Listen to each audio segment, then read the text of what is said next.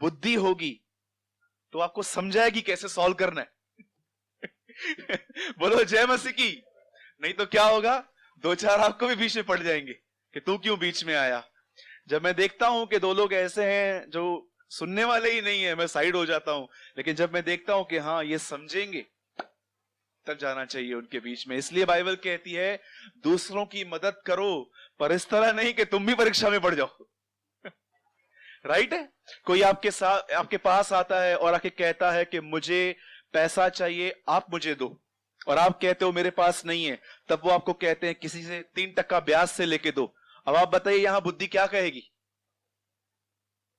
हाँ, आइए मैं आपसे एक बहुत ही सुंदर सवाल पूछ रहा हूं। यदि कोई आपके पास आता है और आपको कहता है मुझे पैसा चाहिए, आप मुझे दो, मैं आपको बाद में दे दूंगा, और आप बोलते हो मेरे पास नहीं है, लेकिन फिर आप उसे कहते हो कि यार एक काम करना यार, 3% 2% ब्याज से लेके दे, लेकिन मेरे को पैसा चाहिए। मुझे बताइए यहां पर बुद्धि आपको क्या कहेगी। जाओ बीच में। हाँ। क्या करो, वहां से भागो। क्यों? कल अगर वो नहीं दे पाया तो आप कौन है बीच में? आप गारंटर हैं, आपको पकड़ेंगे लोग, आप बीच में थे। इसीलिए आप पढ़ेंगे जो एस्तर के अंदर जो फांसी का फंदा लगाया किसने और था, और चढ़ कोई और गया था। आपको पता है ये बात? इसीलिए याद रखिएगा, बाइबल कहती है तुम्हारी भलाई बुद्धिमानी के साथ हो। बोलो जय मसीह की। कितने लोगों ने मेरी बात को समझा? तो इन दिनों में हमें बुद्धि भी मांगनी है। मैं खुद भी मांगता हूं, क्योंकि मैं जानता हूं मुझ में भी बुद्धि की कमी है। और जो भी ऐसा महसूस करते हैं कि जीवन के निर्णय लेने में हमें तकलीफ हो रही है, हम सबों को परमेश्वर से विजडम मांगनी चाहिए। आइए मैं चाहता हूं कि आप में से जिनके पास बाइबल है, हम सब ओपन करेंगे।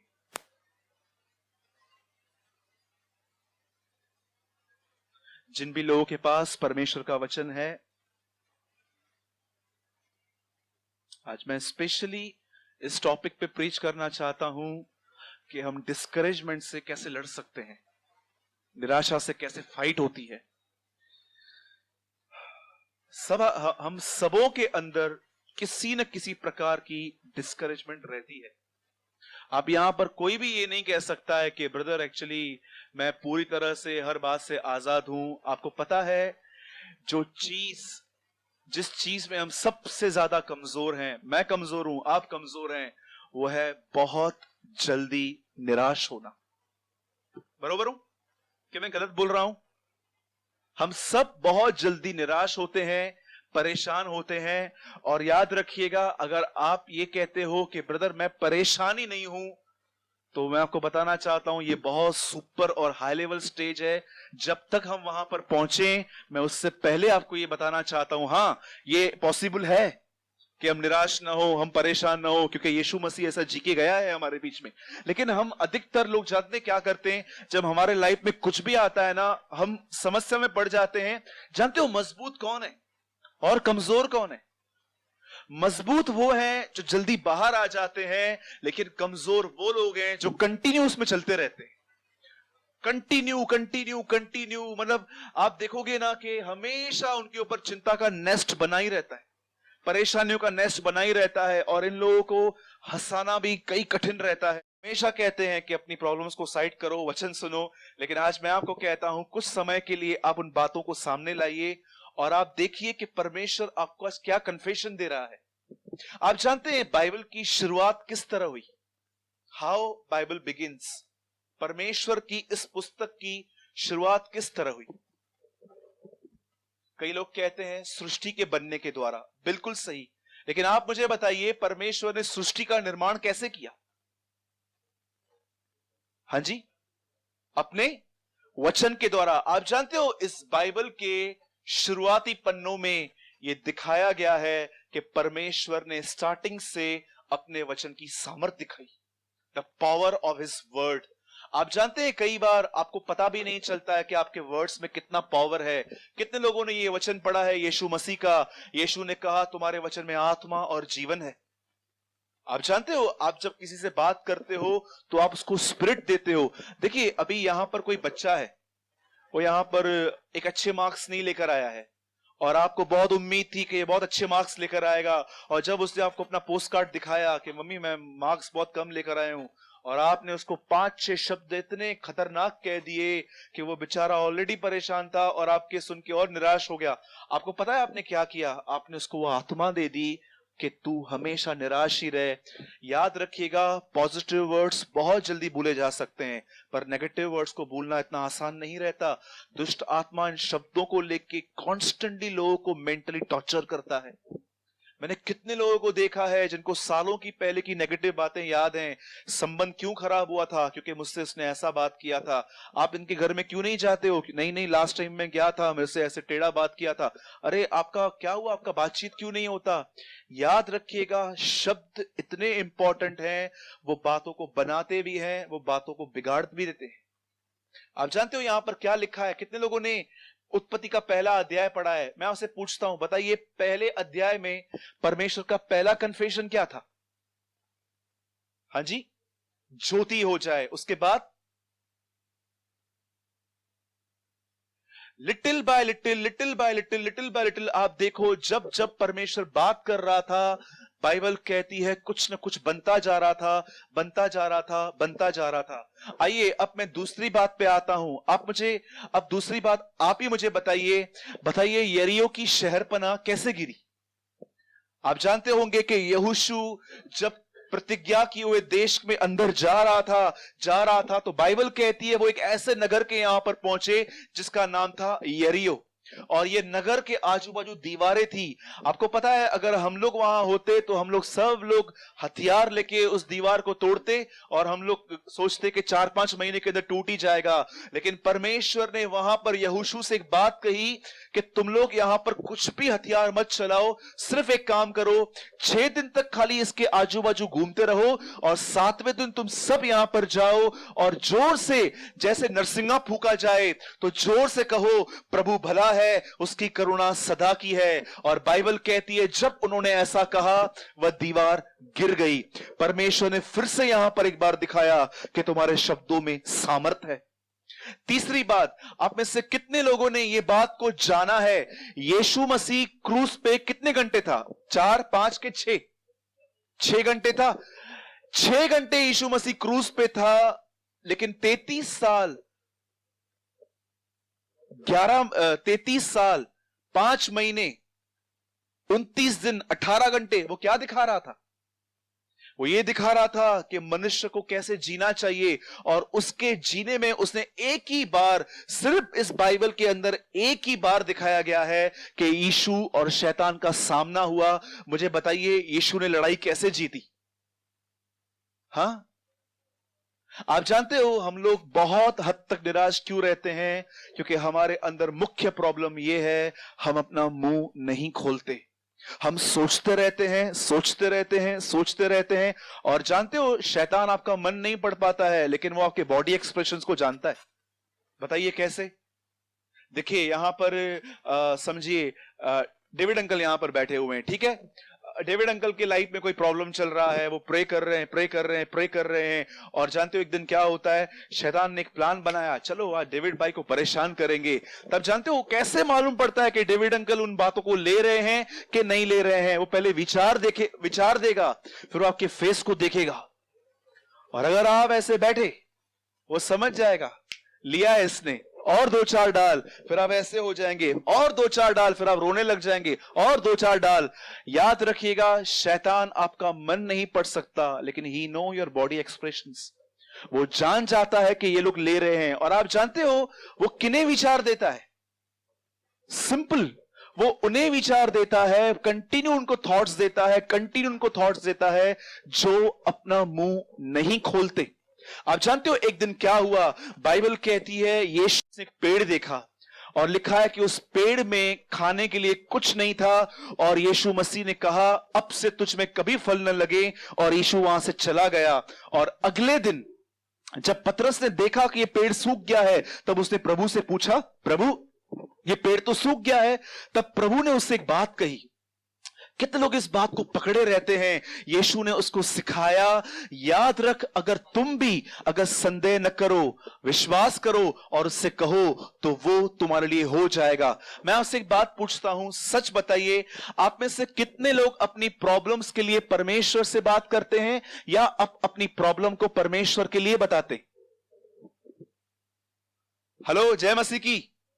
मैं आपको बताना चाहता हूं, देखिए, दो टाइप के प्रभु में लोग रहते हैं। एक होते हैं जो सारा दिन अपने प्रॉब्लम्स को परमेश्वर को बताते हैं, लेकिन दूसरे ऐसे होते हैं सारा दिन प्रॉब्लम को प्रभु के लिए बताते रहते हैं। नहीं समझे अभी भी? बोलो जय मसीह की। ये देखिए, ये मुझे प्रॉब्लम है, प्रभु दया कर, प्रभु अनुग्रह कर, प्रभु दया कर, प्रभु मुझे अनुग्रह कर। इसे कई बार लोग इससे ही परमेश्वर को पुकारते हैं, लेकिन कुछ लोग जानते हैं क्या रहते हैं, उस तकलीफ को बार बार बताते हैं, परमेश्वर कौन है, परमेश्वर कौन है, परमेश्वर कौन है। मैं आपसे पूछता हूं, आप दोनों में से कैसे हो? हां जी, अगर आप देख रहे हो कि आपके घर के अंदर कोई केस चल रहा है कोर्ट में, तो क्या आप अपने केस से बात करना जानते हो? कितने लोग ये बात जानते हैं? यशायाह नबी लिखते हैं, जितने मुकदमे तुझ पर होंगे उन सब से तू जीत जाएगा। बोलिए जय मसीह की। ये क्या है? ये उससे बात करना है। अगर हम देख रहे हैं कि हमारे घर के अंदर कोई कोर्ट का केस चल रहा है और हमको लग रहा है कि पता नहीं ये कैसे होगा, आपको बात करनी चाहिए। बाइबल कहती है जितने मुकदमे हम पर होंगे हम सब जीत जाएंगे। क्यों? क्योंकि 2 यूहन्ना 1 अध्याय में लिखा गया है, Jesus Christ is our advocate. यीशु मसीह हमारा वकील है। आप पढ़ सकते हैं यहां पर जो लिखा है कि परमेश्वर और मनुष्यों में एक सहायक है, एक बिचवई है। याद रखिएगा, इंग्लिश में लिखा गया है देयर इज एन एडवोकेट। आप में से कितने लोग ये बात जानते हैं? यीशु मसीह एक वकील है, वो एडवोकेट है। और याद रखिएगा, वो एक ऐसा वकील है जो फीस भी नहीं लेता है और जीतता भी है। बोलिए जय मसीह की। आप मुझे बताइए, अगर आप में से किसी के ऊपर केस चल रहा है तो आपको क्या करना चाहिए?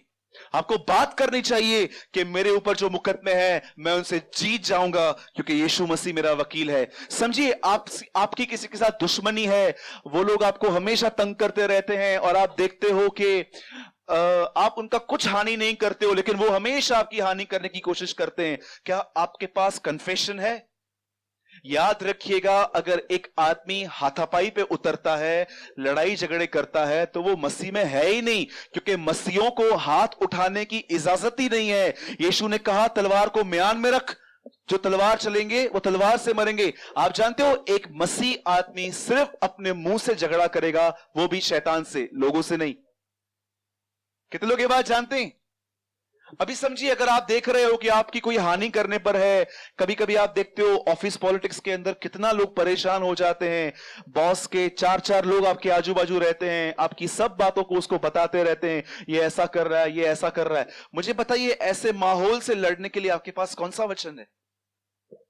मुझे बताइए, अगर मैं आपको कह रहा हूं कन्फेशन करो, कन्फेशन करो, अगर आपके पास परमेश्वर का वचन ही नहीं होगा तो आप कन्फेशन करेंगे क्या? यीशु मसीह के पास वचन था। जब उसको शैतान ने कहा कि पत्थर को रोटी बना, यीशु ने कहा मनुष्य रोटी से जीवित नहीं रहते हैं, वो परमेश्वर के वचन से जीवित रहते हैं जो उसके मुंह से निकलता है। याद रखिए, अगर आप ऑपोजिशन फेस करते हैं घर के अंदर, ऑफिस के अंदर, आपको यह कहना चाहिए, प्रभु आपका वचन कहता है जितने हथियार मेरे विरुद्ध बनाए जाते हैं वे सब नाश होंगे। समझिए, आप ये महसूस कर रहे हो कि आपके ऊपर कोई ब्लैक मैजिक कर रहा है, आपके ऊपर कोई जादू टोना कर रहा है, क्या आपके पास उनके लिए वचन है? अगर आपके पास वचन नहीं है, अगर आपके पास हथियार ही नहीं है, आप कैसे लड़ेंगे? आप मुझे बताइए। यदि आप देख रहे हो कि आपके अंदर कोई बीमारी है और वो बीमारी प्रार्थना करने के बाद भी आपके अंदर से नहीं जा रही है, क्या कन्फेस करोगे? मुझे बताइए। हम सिर्फ बाइबल को ज्ञान के तौर पे पढ़ते हैं, पर कितने लोग बाइबल को ज्ञान पर नहीं, पर अपने जीवन पे कन्फेस करने के लिए पढ़ते हैं? Tell me. आइए, जय मसीह की। कितने लोग यहीं पर हैं? मुझे बताइए, अगर आपके ऊपर कोई देख रहा है, कोई ब्लैक मैजिक कर रहा है, क्या कन्फेशन है? मैं आज कन्फेशंस बताना चाहता हूं आपको। ये जो वचन भाई आकाश ने पढ़ा, एक स्त्री थी जिसे लहू बहने का रोग था, she have a initial blood, उसके पास एक बीमारी थी, लेकिन वो ठीक होने से पहले कन्फेस करती थी कि अगर मैं यीशु के वस्त्र को छू लूंगी मैं चंगी हो जाऊंगी, मैं छू लूंगी चंगी हो जाऊंगी। याद रखिएगा, बहुत सारे मिरेकल्स आपके कन्फेशन में हैं। परमेश्वर ने कन्फेस किया, बाइबल कहती है सब कुछ बन गया। आप कन्फेस करेंगे, आपके लिए भी बहुत कुछ बनेगा। इसलिए लिखा गया है, ये विश्वास का वचन है, मैं विश्वास से बोला, पौलुस कहता है।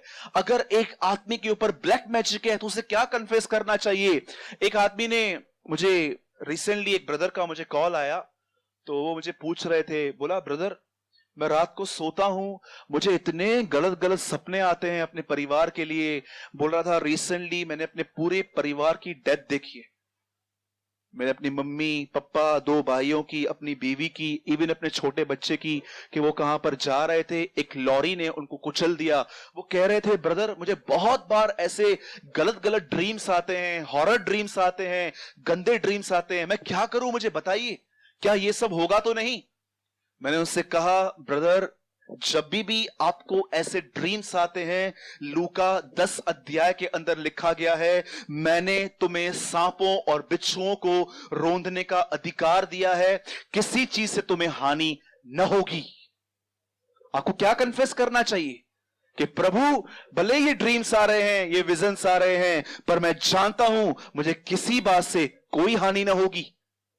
या समझिए आप ऐसा देख रहे हैं, मुझे एक बात बताइए, यदि आप ऐसा महसूस कर रहे हैं आपके हाथ में उतना पैसा नहीं है जितना घर चलाने के लिए चाहिए, या कभी कभी आप देखते हो कि आपके पर्सनल लाइफ में अपने लिए भी आपको उतना पैसा नहीं रहता कि आप खुलकर कुछ ले पाओ, आपको क्या कन्फेस करना चाहिए? देखिए मैं आपको बताना चाहता हूं, अगर आप अपने लाइफ में कन्फेशंस करना नहीं सीखेंगे तो डिस्करेजमेंट के थॉट्स कभी आपका पीछा नहीं छोड़ेंगे। याद रख लो ये बात। या आप आज चॉइस कर लो, जैसे प्रभु ने आदम और हवा के सामने चॉइस रखी थी, दोनों में से एक खाओ। आज से आप चॉइस करो, आप निर्णय लो, या तो आप में परेशानी रहूंगी या तो मैं कन्फेस करूंगी, इसको हराऊंगी। याद रखिएगा, कितने लोगों ने इस वचन को पढ़ा है, सारे परमेश्वर के हथियार बांध लो कि तुम शैतान की युक्तियों का सामना कर सको। क्यों कहता है पौलुस सामना करो? मैंने ऐसे भी लोग देखे हैं जिनको बहुत सुसाइड के विचार आते हैं। आपको पता है सुसाइड के विचार देखते हैं, कभी कभी लोग इतने परेशान हो जाते हैं, ट्रेन में खड़े रहते हैं, ऐसे अंदर ही अंदर सोचते हैं यार धक्का आ जाए, गिर जाऊं, खत्म हो जाए जिंदगी, क्या है लाइफ में, कुछ दिख थोड़ी ना रहा है, सिर्फ अंधकार ही अंधकार है। कई सारी बहनें हैं, मैं एक आंटी को जानता हूं, वो यहां नहीं रहते हैं, महाराष्ट्र से बाहर रहते हैं। वो अपने पति से इतनी परेशान थी, वो कभी कभी ऐसे प्रे करती थी, प्रभु आज सिलेंडर ही फट जाए, खत्म हो जाए। She pray like that. और अभी आप कहोगे ब्रदर उसको यीशु के लिए बताओ ना। Sister she is already Christian, वो ऑलरेडी प्रभु में है। क्यों लोग आज परेशान, निराश, डिस्करेज हैं? जानते हो क्यों? क्योंकि वे कन्फेस नहीं करते हैं, वो जानते नहीं है कि यीशु मसीह ने उनको हथियार दिए हैं। अभी आप मुझे बताइए, आप एक लड़ाई में हो, आपके पास हथियार नहीं है, कौन जीतेगा? हाँ, नो डाउट आप स्वर्ग जाओगे, नो डाउट जब यीशु मसीह आएगा आपको उठा लेगा, लेकिन जो हम यहां पर सहमे सहमे से जी रहे हैं, मरे मरे से जी रहे हैं, कितने लोग हमेशा डरे डरे से रहते हैं, कल क्या होगा, परसों क्या होगा, कल क्या होगा, परसों क्या होगा, सारा दिन डरे डरे से रहते हैं। मैं आपको सच कहता हूं, परमेश्वर के वचन के एक अच्छे विद्यार्थी बनिए, कन्फेशंस कीजिए। मैं आपको सच कहता हूं। अब मैं आपको एक सिंपल बात बता रहा हूं, सब यहां पर ध्यान दीजिए। पहले मैंने आपको बताया कि अगर आप कोई कोर्ट केस लड़ रहे हो और आप जीतोगे, उसके लिए कन्फेशन है। अगर आपके ऊपर जादू टोना है, इसके ऊपर कन्फेशन है। समझो आप किसी बीमारी से लड़ रहे हो, कोई बीमारी है, डॉक्टर ने डिक्लेयर किया है कि ये आपको है, आपको क्या करना चाहिए उस समय? हाँ, सिर्फ गोलियों पर निर्भर रहना चाहिए? कोई बात नहीं, मेडिसिन ठीक कर देंगी? याद रखिएगा, आपको वहां पर कन्फेस करना चाहिए। प्रभु भजन सहायता में लिखा है, वही मेरे गुनाहों को क्षमा करता है और मेरे सारे रोगों को चंगा करता है।